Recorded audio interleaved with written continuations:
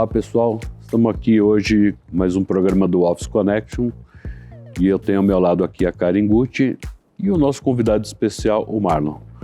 Marlon, muito obrigado pelo aceite do convite, pela participação do programa, seja bem-vindo. Valeu, obrigado a vocês pelo convite, um prazer estar aqui com todos. Seja muito bem-vindo, Marlon. Obrigado. Conta um pouquinho o que você faz com o Dobbin Turner and Townsend.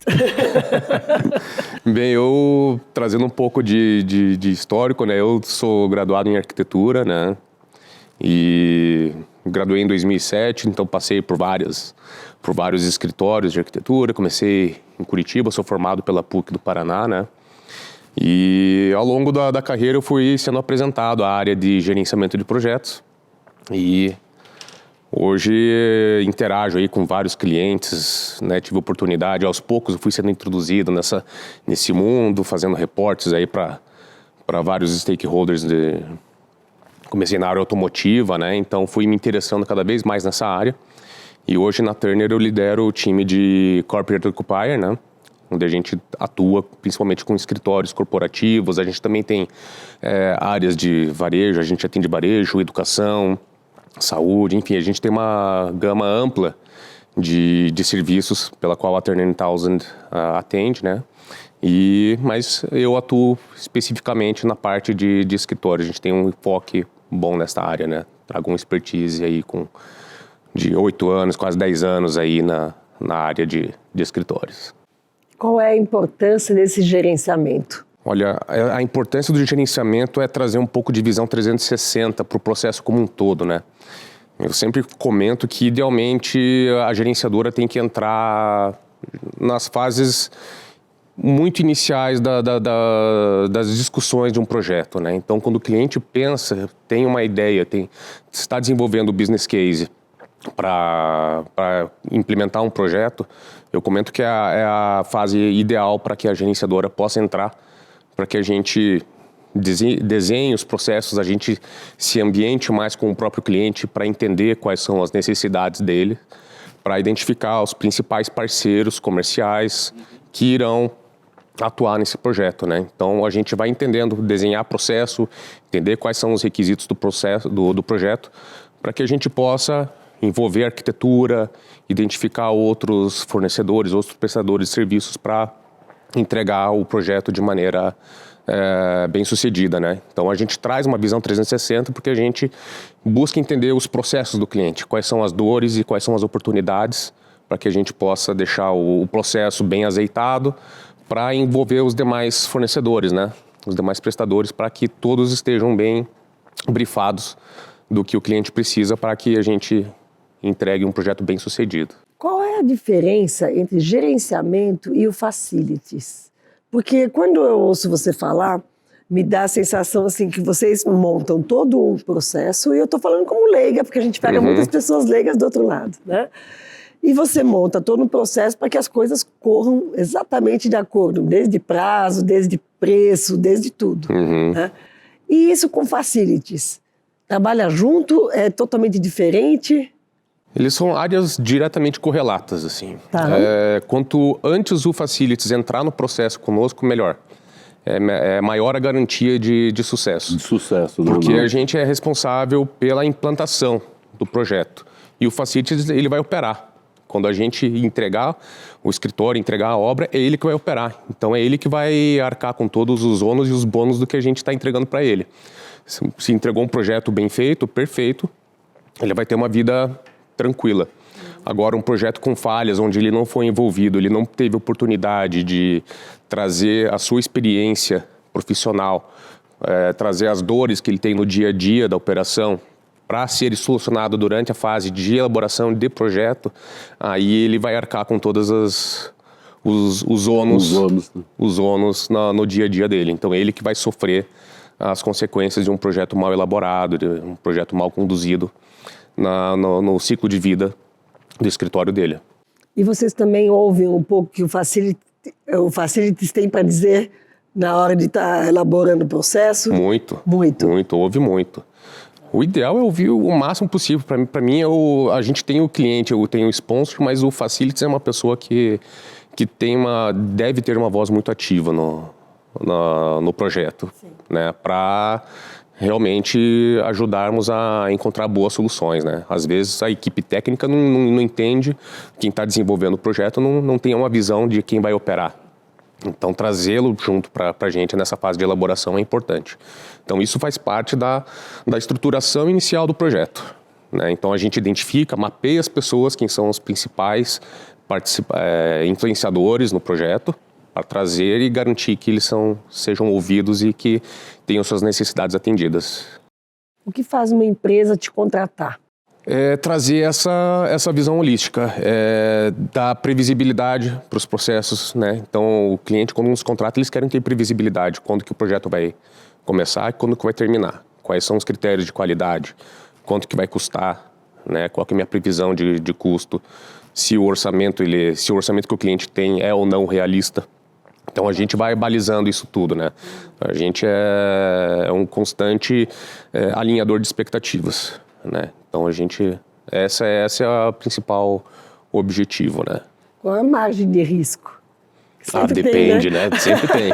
Então, quanto mais para o final, uma gerenciadora, alguma pessoa com esse poder de organização entra no projeto, a gente entende como uma transferência de risco, né? Porque você apenas tem que arcar com as decisões que foram tomadas lá na frente, você não teve poder de influência, e é mais mitigar risco. Mas quanto mais cedo a gente embarca, a gente consegue mapear esses riscos também, né, e endereçá-los corretamente. Então, o fator de risco do projeto ele tende a ser mais gerenciável, tende a ser menor, né? Você, como arquiteto, o que fez você ir para uma área que tem a ver com arquitetura, sim, mas, por outro lado, é muito mais processual e não tão criativa quanto o arquiteto? Conta um pouco desse lado para a gente. O arquiteto ele tem um quê de visão holística do projeto como um todo, né? Porque o arquiteto ele é o responsável não só pela concepção artística, mas como a integração com os complementares, né? Então, o arquiteto ele deve ser um generalista também. Eu acho que eu extrapolei um pouco essa função, porque eu quis sair um pouco do universo do escritório.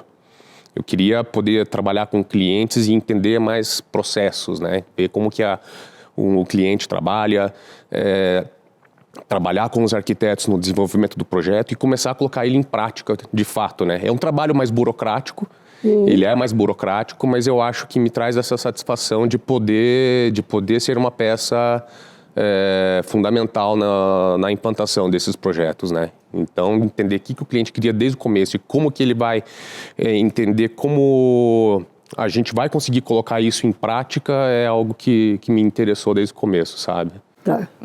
Deixa eu até contar, quando você fala em clientes, são fundos de investimentos? Não necessariamente, tem fundo de investimento, temos clientes corporativos, marcas que fazem parte do nosso dia a dia, então não se limita a fundo de investimento, não se limita a uma marca específica, né? Tipo, tem várias frentes de atuação, então temos lá, na Turner & Townsend a gente tem infraestrutura, temos mineração, temos portos, temos linhas férreas, temos data centers, indústrias, escritórios, varejo. Então, a gente atua em uma ampla gama de clientes, né? Onde os fundos de investimento também fazem parte, né? Estão inclusos. Quando a gama de trabalhos é tão diversificada, não interfere uma na outra? Porque como se fossem várias empresas em uma só, né? Não existe uma interferência de ser uma administração horizontal? Não, porque a gente tem... parece horizontal, mas ela é bem verticalizada. Então, a gente tem ramos específicos para atender cada particularidade de cliente, cada setor. E aqui a gente tem equipes estruturadas para atender o cliente. E permite também que a gente tenha pessoas atuando em outras frentes de trabalho. Então, uma pessoa que trabalha no escritório, eventualmente, ela pode muito bem trazer insights para uma pessoa de data center para que escritório. ótimo. Então, permite essa troca de experiência que é muito válida, que agrega bastante não só para o cliente, mas para a carreira da equipe que está envolvida também. Sem dúvida, né? Porque você dá oportunidade para as pessoas colocarem o talento, a aptidão para fora também, né? Porque às vezes um olhar diferenciado pode ajudar muito, Exatamente. Né? Então é muito interessante essa possibilidade. Até perguntar porque vocês não estão só no Brasil, né? Vocês estão em outros continentes também, né? Sim. Existe essa troca de colaboradores, né? A gente tem essa possibilidade. Eventualmente tem... Até para enriquecer, né? Porque... Enriquece bastante. Então, eventualmente a gente, digamos, um cliente da China nos demanda aqui no Brasil, mas eles exigem que a pessoa saiba chinês. Se a gente não tiver essa pessoa disponível aqui, a gente pode trazer alguém da China e fazer parte do nosso time aqui. Ela lidera essas conversas com a pessoa, com o cliente chinês, e a equipe local vai dando todo esse suporte. A gente tem essa possibilidade de, às vezes, um gerente de projeto tem como objetivo trabalhar fora do país. Tem demanda em tal região, faz parte do interesse do profissional, a pessoa tem essa possibilidade também. Então, esse intercâmbio cultural, ele é algo muito ativo e agrega bastante para todo mundo. É muito interessante. Qual foi o projeto que mais te fascinou? Porque a gente sempre tem os projetos que são a menina dos olhos, né? Que você fala assim, nossa, esse projeto foi demais. Tem algum? Eu tenho, que foi meu primeiro em São Paulo. Foi meu primeiro projeto em São Paulo, em 2017. Então, era um cliente da qual a gente já havia trabalhado em Curitiba. Tivemos vários desafios lá, mas...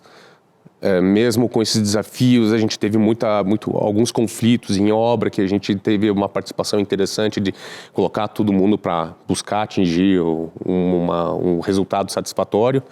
Então, mesmo com todos esses desafios, a gente conseguiu ter uma boa entrega, a gente conseguiu manter uma moral bacana entre não só a construtora, a agenciadora e o cliente em si. A gente conseguiu manter uma sinergia boa, e esse cliente me convidou para gerenciar o projeto em São Paulo, e foi o que me abriu as portas aqui. Então, ele foi um projeto que ele tinha tudo para dar certo mesmo, onde o cliente nos envolveu desde a fase de seleção do imóvel, né? Eles nos procuraram e falaram, olha, estamos prospectando 3 imóveis. O que você pode comentar sobre este? A gente tecia comentário. Quais as condições de entrega? Fazíamos comentários. Enquanto isso, a gente ia desenvolvendo todo o planejamento, o cronograma de projeto, o cronograma de compras, cronograma de obra, ia alinhando as expectativas com o cliente, trazia o pessoal de TI, trazia o Facilities Manager apoiou muito a gente ali, o Chief Officer do escritório, né, a CFO do escritório participou, COO, então foi muito interessante, em que a gente foi validando, alinhando todos os processos para que a hora que o projeto fosse começar de fato, todo mundo já sabia o caminho das pedras, né? Então isso facilitou, e foi um projeto que ele foi bem sucedido em todas as frentes, acho que em termos de cronograma, prazo, qualidade das entregas. Então essa é a minha menina dos olhos, é o que eu sempre uso como um exemplo, sabe? É muito bom, né? Quando você tem, né? E as coisas entram num flow, né? Quando as coisas acontecem. Então ali a gente conseguiu savings importantes, a gente conseguiu apresentar a economia em relação ao que tinha de orçamento. O cliente pôde usar essa verba para fazer aquisições que não estavam previstas, então isso agregou bastante. Quanto tempo leva um projeto desse? Esse projeto especificamente, ele tinha quase 2.000 metros quadrados, e foi do começo da primeira reunião até a entrega foi 1 ano aproximadamente. Nossa, é pouco tempo para tudo isso. É pouco tempo, é um projeto de tiro curto, e a obra foi 3 meses. Então teve todo um planejamento prévio antes, que 9 meses de planejamento, 3 meses de execução. Nesse padrão de gerenciar os processos, onde entra o ESG? O ESG, ele é parte importante, ele tá entrando em voga hoje, né? É uma questão recente. As empresas têm desenvolvido várias pesquisas internas, vai muito do objetivo do cliente, né? Então, eles têm desenvolvido várias perguntas, pesquisas, está tendo muita pesquisa e muita demanda para isso. É algo que tem surgido recentemente, tem chegado para a gente de maneira bem intensa. No caso de vocês têm, são indicações ou vocês é que procuram as empresas? Como funciona Não, isso? nesse sentido vem parte do próprio cliente. O Vem cliente direto já do chega com cliente. essa diretriz. Ele já chega com essa diretriz. A gente quer melhorar nossas práticas, né? A gente quer melhorar nossa governança, a gente quer melhorar nossa participação no social, queremos contribuir com o meio ambiente, então faz parte muito da estratégia da empresa. E como é que vocês divulgam essa estratégia? Divulgar, a gente não tem um papel muito ativo na parte de divulgação, vai muito do que o cliente deseja, né? Tá. Vai muito do cliente. A gente fornece, dá todas as condições para que isso aconteça. Né? A gente apoia com todos esses stakeholders que precisam Sim. fornecer informações para a gente, então a gente organiza e vai ajudando a desenvolver essa pesquisa, né? Então, nosso papel é ser um facilitador para o processo e garantir que o cliente consiga ter as informações necessárias para atingir os níveis necessários de certificação, de ESG, Fitwel, o que tiver. O que eu vi é uma empresa que tem 75 anos. Uhum. Você acha que isso faz uma diferença quando eles batem na porta e perguntam para vocês se vocês querem me ajudar, por favor, no gerenciamento? Sim, não, faz todo sentido e a gente consegue sim apoiar, porque a gente traz todo o benchmark, né? Boas práticas de construção, boas práticas de processo, de gerenciamento, então faz toda a diferença, com certeza. Né? Porque você tem essa chancela aí de muitos anos e uma empresa que dura tantos anos, ela não pode ser qualquer empresa. Exato, né? então eventualmente se eu estou envolvido em uma demanda específica em que eu não tenho conhecimento, eu vou atrás de profissionais dentro da própria empresa que conseguem contribuir, então a gente tem esse perfil de tudo quanto é tipo de profissional dentro da empresa em que a gente tem essa facilidade de comunicação, né? Então tem uma pessoa que é especializada, é expert em determinado assunto, mas ela está na África do Sul, a gente vai atrás dessa pessoa para que ela possa contribuir para o projeto. Isso que eu estou imaginando, porque tem algumas coisas que você precisa de pessoas que estão fora daqui, né? Sim. Exato. Sim, E não tem como. uma empresa como você tem, né, escritório Em outros países, então isso acaba facilitando até a integração com o time, tudo, Exatamente. Enriquecer, né? Enriquece bastante, então essa sinergia, essa troca de experiência que a gente tem ali é muito interessante, Qual é o maior desafio no teu trabalho? O maior desafio no trabalho, olha, é o desafio de todo projeto por mais bem planejado que seja, a gente sempre tem as particularidades, são os imprevistos, a única variável que não muda é que tudo pode mudar dentro de um projeto e a gente tem que estar preparado para isso, né? Então essa variável ela não muda. Então o maior desafio é conseguir atender o imprevisto dentro do prazo que precisa ser dado e sem atingir a qualidade, sem gerar custos excessivos e manter a equipe feliz, né? Manter o cliente feliz, fornecedores felizes. Então quando a gente fala desses imprevistos, eu sempre lembro da inteligência emocional. Exato. Né? Porque o imprevisto ele pode acontecer, né? O mais importante é como é que você reage com relação ao imprevisto. Exato. Né? Quando esses imprevistos acontecem, o que é que você faz? Né? O que é que vocês fazem? Vocês cuidam das pessoas primeiro do que está lá, né, em evidência? Qual é esse processo? Assim, sempre quando surge algo do tipo, existem pessoas clientes ou fornecedores que querem que a gente entre na onda, que fique, sabe, a pessoa está... o cliente está extremamente satisfeito, quer brigar, está bufando, jogando, soltando fogos pelas ventas e eles querem que a gente entre nessa vibe com eles. A nossa função é respirar, respira, tem 30 segundos para se desesperar, respira, entra em equilíbrio, organiza a casa e identifica os riscos, né? Tipo, qual que é o objetivo? O objetivo é esse aqui, ok, quem que vai poder atuar? Essas pessoas aqui precisam me atuar, eu preciso da influência dessa daqui, quem vai me aprovar é ele, vai custar tanto, o prazo é tanto, então 30 segundos de desespero, o resto é botar... Negociação, é terapia de casal, então faz parte. Então o principal momento o desafio é realmente respirar e buscar organizar os processos entender quem precisa ser atendido, quem precisa atuar naquela demanda específica e desenvolver um plano de ação eficiente para resolver a questão. Marlon, me ocorreu agora uma pergunta para te fazer. Aquelas coisas de mulher, né? Intuitivas. Se você estivesse agora numa classe de aula, numa sala de aula, com arquitetos, acabando, né? Assim, vão se formar esse ano. Em dezembro, nós estamos em junho, vão se formar esse ano. Você precisa vender este projeto, né, do que você faz parte, que você fala assim, olha, eu preciso mostrar para vocês quais são as vantagens e quais são as características que a pessoa precisa ter para poder trabalhar adequadamente nisso. Então, eu queria que você desse uma aula para a gente agora. Olha, é um desafio, mas eu acho que tem uma questão forte que é a inteligência emocional, que é algo que a gente vai desenvolvendo com o tempo, né? Então tem que saber lidar bem com as frustrações. Então o pessoal em começo de carreira tem que saber que vai se frustrar bastante, que tem que aprender com essas frustrações, tem que... não sei, o que mais?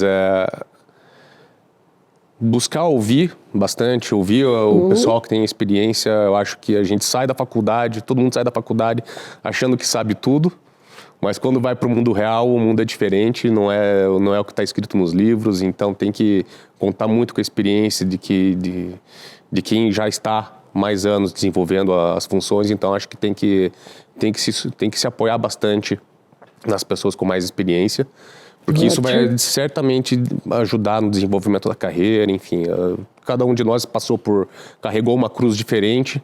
E eu acho que é interessante conhecer quais foram os desafios, como que essas pessoas superaram os desafios, para que a gente esteja mais preparado, para que esses recém-formados estejam preparados para superar essas frustrações que acontecem, elas são frequentes para todo mundo, né?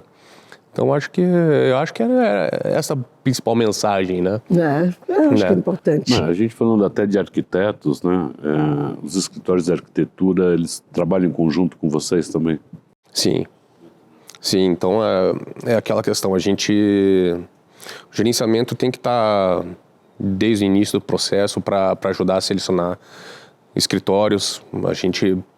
São frequentes as oportunidades onde a gente desenvolve uma rodada de entrevistas, a gente mapeia os escritórios de arquitetura, faz uma apresentação prévia para o cliente, e o cliente gostaria de conhecer esses escritórios, fazem lá fazem uma entrevista, buscam verificar quais são os trabalhos já realizados, mas o principal é que esses escritórios se vendam como um facilitador também, busquem soluções, não apenas estéticas, mas como que eles vão apoiar no dia a dia do escritório, como que o espaço vai influenciar a interação entre as áreas, né? Como que um facilities vai fazer a manutenção do ar-condicionado, como que o financeiro vai se relacionar com o RH, como que áreas distintas, correlatas, distintas, irão interagir dentro daquele espaço. Então, a função, as operações vão muito além da estética. A estética é uma consequência disso, né? Então, acho que esse nosso envolvimento nessa etapa inicial ela é importante para a gente identificar o que o cliente está esperando e identificar qual que é o escritório que pode dar match com ele, né?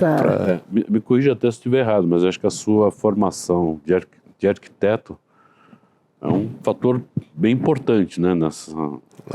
Até para compreender, pra poder né? ter Esses visão dos dois lados, todos, né? Exato. Então, no time a gente conta com uma equipe, boa parte dos nossos gerentes de projetos são arquitetos e engenheiros. Então, ambos, né? Dentro da nossa área, a gente tem gente que vem do mercado, traz esse expertise de escritório, tem gente que traz expertise de obra, e dentro do escritório ali a gente traz essa vivência para agregar no processo como um todo, né? A palavra-chave aqui você está falando, me vem uma palavra muito forte, sinergia. Sinergia. Você tem que ter sinergia com todas as etapas, com todas as pessoas, com cada processo, né, para que as coisas realmente fluam. Né? Exato, é um constante desafio de manter os pratinhos girando sem fazer com que nenhum caia. A hora que começou a balançar, opa, vamos girar mais esse aqui. Então é orquestrar, né?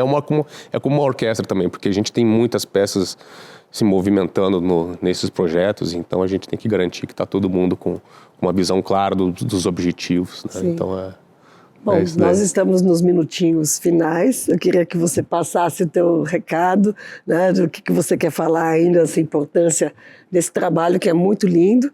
Eu particularmente não conhecia, então eu fico feliz de ter essa experiência aqui com você, por isso que eu te perguntei de facilities, né, para saber quanto esse casamento aí é fundamental, muito importante, né? Então... até porque a gente tem aqui como hábito, né,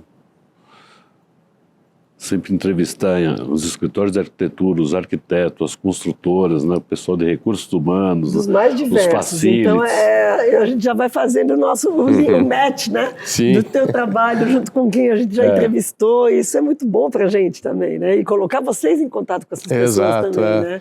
A gente vê que mesmo com a Turner tem 74 anos de atividade, mas ainda assim aqui no Brasil a gente está presente desde os anos 90, mas ainda assim eu percebo que o gerenciamento ele não é uma parte integral do dia a dia das empresas. Não são todas as empresas que estão habituadas com um processo de gerenciamento. Então, é frequente que a gente tenha essa demanda vinda de clientes estrangeiros, né, e que faz essa passagem deles para as equipes locais. Então, acho que eu gostaria de realmente encorajar ao brasileiro, as organizações que tragam um pouco dessa cultura de PMI para o seu dia a dia, não só para as suas operações dentro do escritório, mas quando houver uma necessidade de sair um pouco da sua zona de conforto, viu que saiu da zona de conforto, não é o seu expertise, consulta especialistas. Assim como você vai construir uma casa, você não vai partir direto para a construção, correto é chamar um arquiteto, chamar um engenheiro. Então, quando você quiser implementar um processo desse como um todo, também é importante envolver um gerente de projetos, uma gerenciadora, para apoiar nisso tudo. A gente percebe isso, até conversando com os escritórios de arquitetura nos últimos anos, né? Eu trabalho na área há 20 anos, né, praticamente com esse relacionamento, né? E meu sócio Luiz Onago há 40 anos. Então, assim, a gente percebe que, acho que talvez nessa última década que vem essa questão da gerenciadora surgindo, entrando, né? Mas vem com uma demanda realmente de clientes internacionais que passam a exigir isso, né, para ter esse acompanhamento. E a mesma coisa a área de facilities, né? Porque uma década passada você não tinha. Não tinha, né? Falo de facilities aí nos últimos 10 anos, 15 anos, vamos dizer assim, mas hoje ele tem uma importância no mercado, tudo vem se percebendo, né? A mesma coisa entendo para a área de gerenciadores, né? Passa a ter essa importância. Já é uma cultura muito mais enraizada no cliente europeu, no cliente americano. Sim. Então essa antecipação de riscos e de fazer as coisas processuais, ter previsibilidade, entendeu? Então a gente traz essa governança, a gente consegue trazer esse poder de organização e documentação. A gente cria esses registros para que o cliente possa usar futuramente. Então aqui no Brasil isso é algo que ainda não está tão maduro quanto lá fora, mas que a gente vê um processo de amadurecimento, né? As empresas precisam ser eficientes, as empresas precisam ter previsibilidade, se planejar. Então, eu acho que nós da Turner 1000, a gente certamente consegue apoiar nesse tipo de demanda, né? Inclusive na parte de desenvolvimento do business case, recomendar a contratação de profissionais especializados para a área. Uma coisa que a gente vem notado também é a questão de workplace, né? Então, a definição de estratégias de ocupação de espaço. As empresas precisam ser eficientes, então a gente tem que estar no começo junto com eles, junto com o escritório de arquitetura, definindo a estratégia de ocupação, porque o metro quadrado ele é caro. Ele é caro. Então, cada metro quadrado dentro de um escritório aqui em São Paulo precisa ser muito bem pensado. Muito bem pensado e utilizado. Então, existe isso um valor para faz isso parte. Estimado? Oi? Existe um valor estimado para o preço do metro quadrado aqui É que em São varia Paulo? muito do perfil do cliente, né? Então, tem clientes que querem um padrão altíssimo, então o céu é o limite, então vai R$15 mil o metro quadrado. Para cima disso não é raridade, né? Então, a gente alinha quais são essas expectativas, quais são os requisitos do cliente para a gente ajudar a montar esse orçamento, essa estimativa que vai apoiar o business case também, né? Então, é importante. Eu acho que é um processo de amadurecimento que eu acredito que vai ser benéfico para todos. Eu acho que até é cultural, né? Da gente introduzir essa cultura mesmo, né? Porque o brasileiro, ele mal lê um manual de instruções. E já vai para ação. E já vai para ação. Né? Então, e quando a gente fala desse tipo de processo, é bem interessante, porque você ensina as pessoas a trabalharem de uma forma adequada e mais segura. Você elimina muitos riscos, né? Você pula etapas, assim, no sentido de, olha, esse risco não vai acontecer porque você já está prevendo. Exato. Né? Da gente antever as coisas. Exato. Então, é aquele exemplo daquele primeiro projeto. O projeto durou 1 ano, mas ele teve 9 meses, praticamente, de preparação. Antes de ir, de fato, para a prática. Em compensação, a gente vê projeto que é 1 ano de duração, onde é 3 meses de planejamento e 9 meses de execução.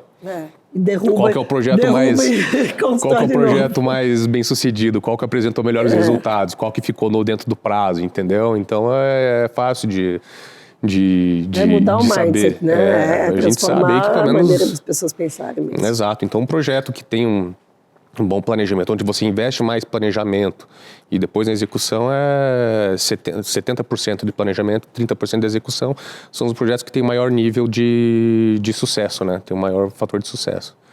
Isso aí não é algo que eu estou dizendo, é algo que é publicado, existem pesquisas, é estatística, a gente tem... Isso aí já é algo documentado, então fica mais uma mensagem aí para reforçar, né, a importância, né? Com certeza. A gente estava conversando outro dia aí com um amigo do setor, né, e falando alguma coisa sobre lajes corporativas, né.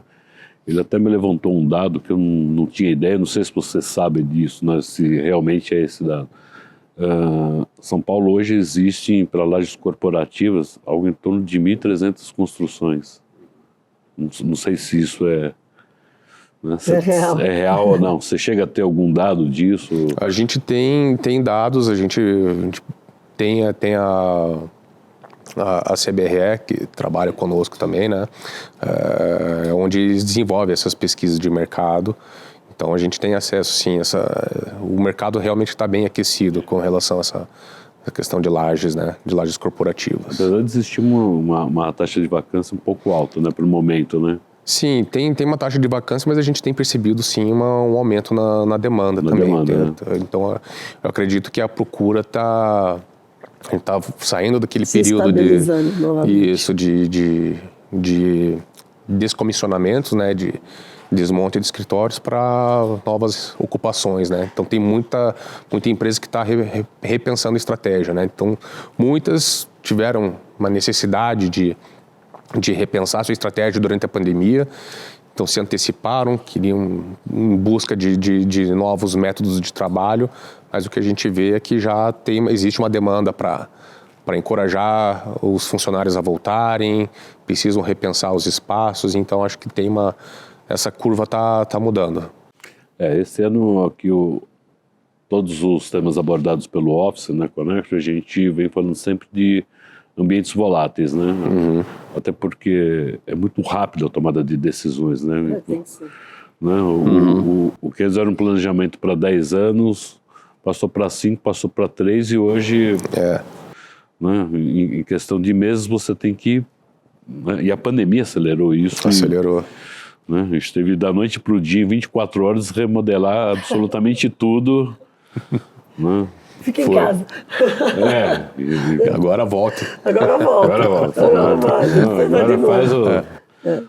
terça, quarta e quinta, né? Então, assim, a gente sabe que muitos são híbridos, os formatos estão se adequando, né? Então a gente procura usar esse termo da questão do volátil, né? Justamente para poder entender essa mudança, né?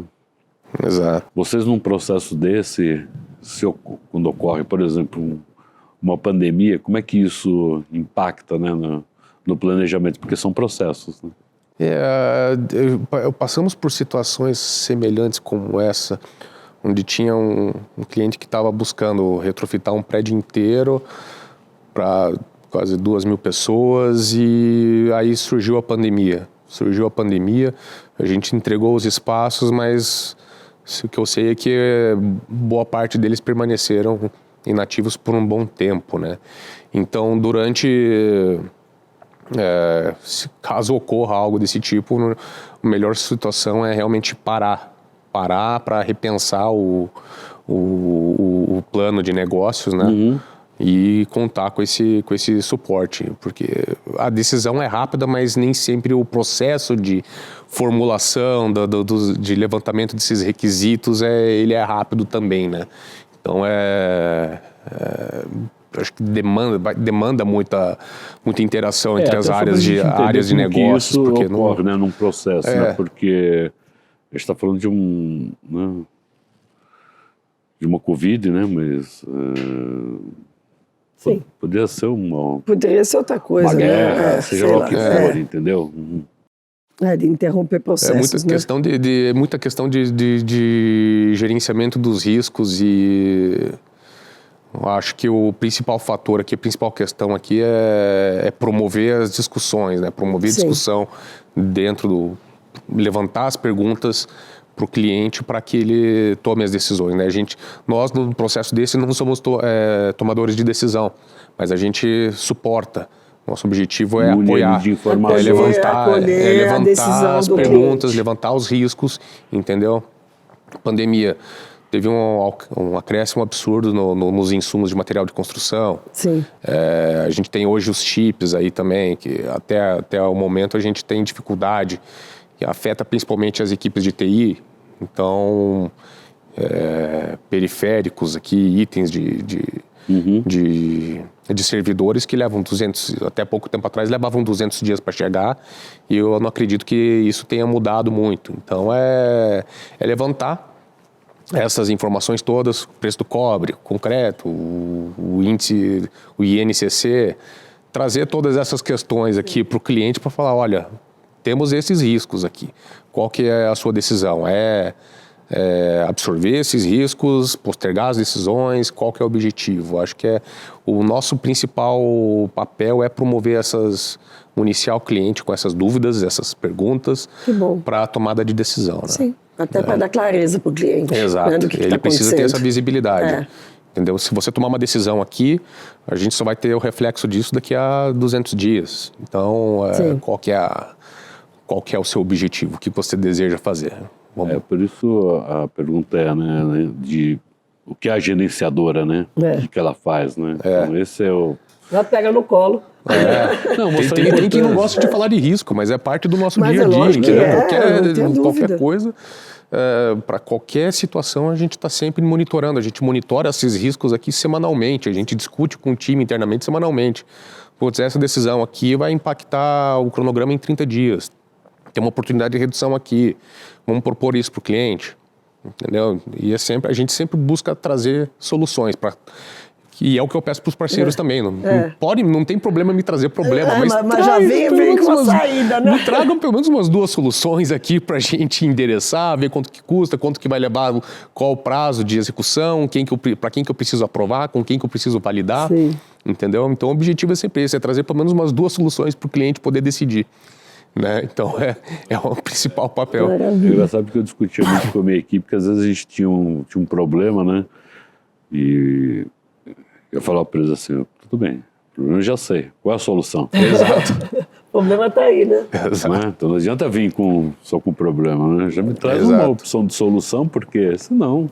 Exato, e tem que ser algo muito bem costurado com todo mundo. Então, assim, alguém me trouxe um problema com um equipamento de áudio e vídeo, por exemplo, vai atrasar, ok, qual que é a solução? usar um equipamento provisório local, fazer uma outra compra, enfim, trazer essas soluções para tomada de decisão. Vocês fazem as compras também? A gente atua no processo de concorrência. Nós não compramos diretamente. Então, mas ajuda na especificação. Isso, eventualmente vai do modelo de contratação do cliente também. Tá. Eventualmente a gente tem um design and build onde as compras vão ser todas... Isso que eu ia te perguntar. Modelo turnkey, onde vão ser todas pela construtora. Uhum. Agora tem momentos que o cliente vai querer, não, eu quero fazer as compras porque entende que vai ter um desconto maior, vai ter condições comerciais melhores.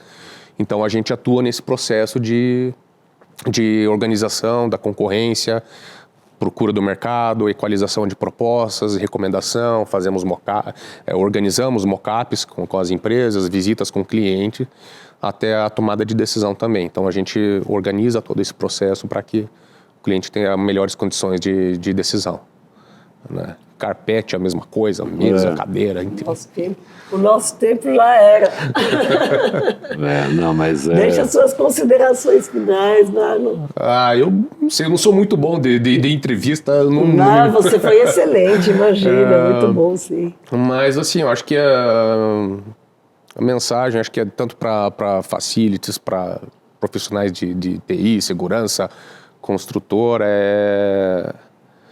que contem conosco com o cliente, enfim, conte conosco para facilitar o processo, o dia a dia, enfim, como a gente veio falando. Tem problema, ok, tem 30 segundinhos para surtar, mas vamos trabalhar junto para buscar uma solução. Então, acho que o objetivo também é promover um espaço saudável, um espaço onde todo mundo consiga trabalhar de maneira harmoniosa, menos conflituosa. Conflito não vai deixar de existir, mas enfim, vamos... atenuar. Nosso papel é buscar garantir que todos tenham boas condições de trabalho. Então, gostaria de dizer que não deixem de considerar uma gerenciadora já na fase inicial do processo. Chame a gente cedo para que a gente consiga apoiar a todos aí nos seus projetos, tá? Perfeito, Muito obrigada, Marlon. Foi muito bom conversar com você. Valeu, prazer. Né? Clareou, né? Você trouxe um monte de novidades, né? Pelo menos para mim foi muito bom e eu acredito que para quem está nos assistindo. Obrigado pelo convite, prazer estar aqui, um prazer poder trazer um pouco mais do nosso dia a dia. E a gente fica à disposição aqui para novos convites, eventualmente esclarecimento de dúvidas, perguntas adicionais, fiquem à vontade. Obrigado. Marlon, obrigado. Carmen, obrigado. Obrigado a você. Obrigado a todos vocês. Estamos encerrando hoje mais um programa do Office Connection e até o próximo.